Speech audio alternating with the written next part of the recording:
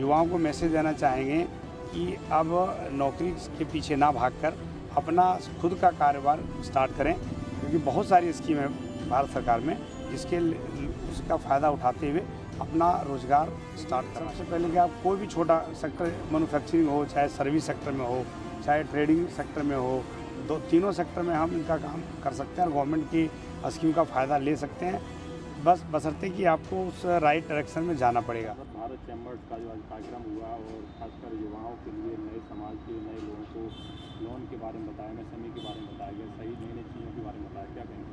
देखिए, जो समस्याएं आज के युवाओं को थी, ये अपने सेल्फ एंटरप्रेन्योर बनने के लिए और अपने बिजनेस को आगे बढ़ाने के लिए, उसके लिए अभी जो एक समृद्ध भारत और कॉमर्स ऑफ इंडस्ट्री बनी है, उसके तहत हम लोग नए एंटरप्रेन्योर जो बनना चाहते हैं, कैसे हम सरकार की स्कीमों का, एमएसएमई स्कीमों का हम फ़ायदा उठाएंगे, इनके बारे में पूरी जानकारी दी गई है।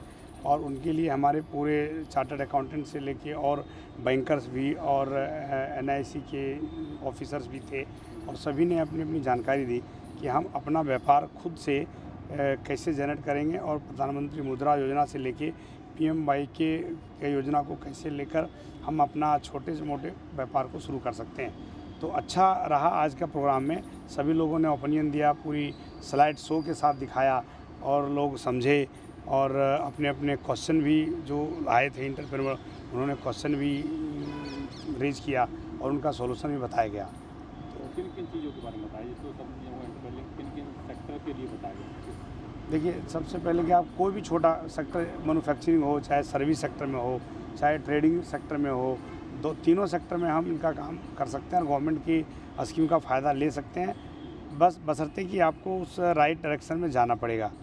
लेकिन सर, इस पूरे बात में मैंने ये भी देखा कि जिस तरह से SC ST OBC के जो युवा हैं, माइनॉरिटीज़ के जो युवा हैं, उनको बिजनेस से जोड़ने के लिए आप लोग चर्चा कर रहे थे। बिल्कुल, टेक्निकल हों। बिल्कुल बिल्कुल भाई, जो भी लड़के आज MBA करके आए हैं या कोई टेक्निकल ट्रेनिंग लेके आए हैं, उनको कई बार नहीं पता चलता है कि हम किसके थ्रू जाएं। तो यही सबकी जो हमारा समृद्ध भारत और चैम्बर कॉमर्स ऑफ इंडस्ट्री बनाया गया है, इसलिए बनाया गया है कि आप वहाँ उनके पदाधिकारी से मिलें और उनसे जानकारी लें कि हम किस तरह से अपने व्यापार को स्टार्ट कर सकते हैं। तो हम लोग पूरा सहयोग करने को तैयार हैं इसमें।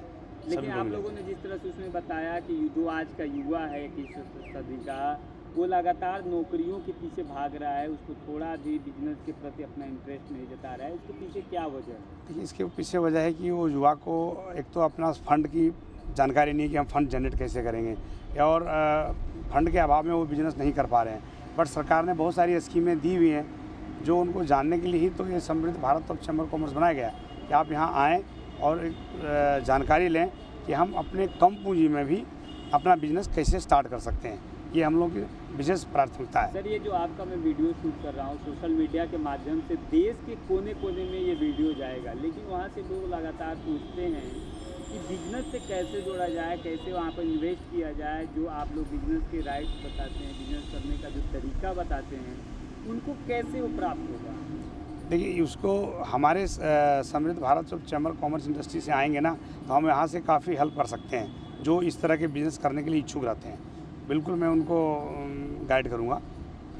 क्या मैसेज देना चाहेंगे युवाओं को? मैसेज देना चाहेंगे कि अब नौकरी के पीछे ना भागकर अपना खुद का कारोबार स्टार्ट करें, क्योंकि बहुत सारी स्कीम है भारत सरकार में जिसके उसका फ़ायदा उठाते हुए अपना रोज़गार स्टार्ट करना चाहिए। लेकिन एक लास्ट सवाल है आपसे सर, इसमें चर्चा हो रही थी कि जिस तरह से SC ST OBC लोगों के पास ज़मीन का बहुत बड़ा अभाव है, जो लोग बिजनेस तो करना चाहते हैं लेकिन उनके पास पूंजी कम होती है और उनके पास ज़मीन न होने के बाद बिजनेस नहीं इस्टेब्लिश कर पाते। नहीं, ये तो है, अगर इसके पास लैंड नहीं है, वो बिजनेस रेंट पे लेके, रेंट एग्रीमेंट बना के रेंट पे लेके बिजनेस स्टार्ट करेंगे स्टार्टअप में, फिर धीरे धीरे कैपिटल जैसे बढ़ेगा अपना लैंड जरूर हो जाएगा।